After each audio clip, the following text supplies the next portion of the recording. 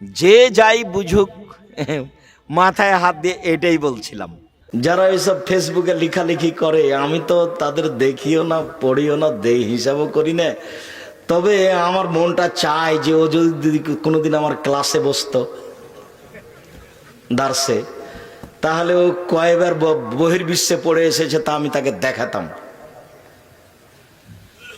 ফেসবুকে দুটা কথা লিখে দিলেই বেটা তুমি শিক্ষিত মানুষ, তুমি যে ওইভাবে কলম ধরেছ, তুমি আমাকে জানো, চিনো, তুমি আমার আকীদা তুমি আমাকে সরাসরি জিজ্ঞাসা করেছ,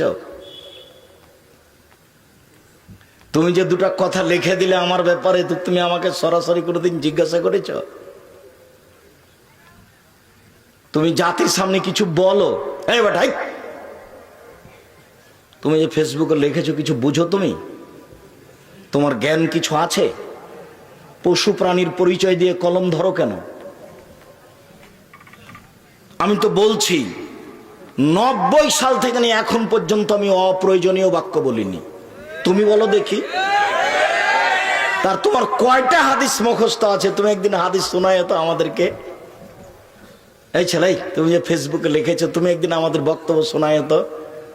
40টা হাদিস শোনায় তুমি এক বক্তব্যে। তোমার মরা পর্যন্ত সময় থাকলো, জাতি থাকলো, আমি চলে গেলেও। রাসূল সাল্লাল্লাহু আলাইহি ওয়াসাল্লাম বলেছেন 7 শ্রেণীর মানুষ বিচারের মাঠে বিশেষ ছায়াতলে থাকবে। তার এক শ্রেণীর মানুষ ন্যায়পরায়ণ নেতা। যে যাই বুঝুক, মাথায় হাত দিয়ে এটাই বলছিলাম, যে যা বুঝুক, যে যা বলুক, আমি ওটা মাথায় নিয়ে আসিনি কে কি বলবে। যারা যা বলছে সব কথার একদিন বিচার হবে। মা ইয়ালফিজু মিন কওলিন ইল্লা লাদাইহি রাকিবুন আতীদ। মুখ দিয়ে যেটা বের হচ্ছে সেটা লেখা হচ্ছে, মুখ দিয়ে যেটা বের হচ্ছে সেটা লেখা হচ্ছে, এবং সেটার বিচার হবে শক্তভাবে। ফেসবুক হাইকোর্টও নয়, জজ কোর্টও নয়, ফেসবুক সুপ্রিম কোর্টও নয়। যারা ব্যবহার করছে তাদের বুদ্ধির অভাব।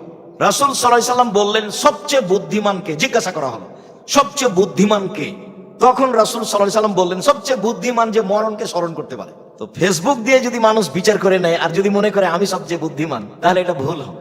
একজন সাংবাদিক আমাদের জামিয়া সালাফে এসে হঠাৎ করে আমার সাথে কথা বলছে, আমি ওই সময় ওখানে বসেছিলাম, তখন বলছে অতীতের একটা ঘটনা। তো আমি বলছি যে রুজির আর কোনো পথ নেই, এ দিয়ে রুজি করেন কেন? প্রয়োজনে চকলেট বিক্রি করে খেতে হবে, এ দিয়ে রুজি করতে হবে না। প্রয়োজনে ভিক্ষা করতে হবে, এ দিয়ে রুজি করতে হবে না কেন? এই কাজের কাজই হচ্ছে মানুষের দোষ ত্রুটি মানুষকে জানানো। আর আল্লাহর নবী বলছেন মান সাতারা মুসলিমান সাতারাহুল্লাহু ফিদ দুনিয়া ওয়াল আখিরাহ। কোন মানুষ যদি মানুষের দোষ ত্রুটি ঢেকে রাখে, আল্লাহ তার দোষ ত্রুটি ইহকালও ঢাকবেন, পরকালও ঢাকবেন। তাহলে এই কাজটা কি কাজ? এই কাজটার আসল কাজই হচ্ছে দোষ ত্রুটি মানুষকে কি করা, লিখে জানানো। এটা কোনো কাজ হলো একটা? আর একটা বলি, বিচারের মাঠে আল্লাহ একটা মানুষকে তার হাত দিয়ে এইভাবে অন্তরাল করে নেবেন, কখন দেখতে দিবেন, দিয়ে তার আমলনামা তার সামনে পেশ করে বলবেন দেখো তো এই পাপ কি তোমার? জি হ্যাঁ আমার পাপ এগুলো। তো তুমি কি বলতে চাচ্ছ আমার ফেরেশতারা অন্যায় লিখেছে? জি না, অন্যায় লিখেনি।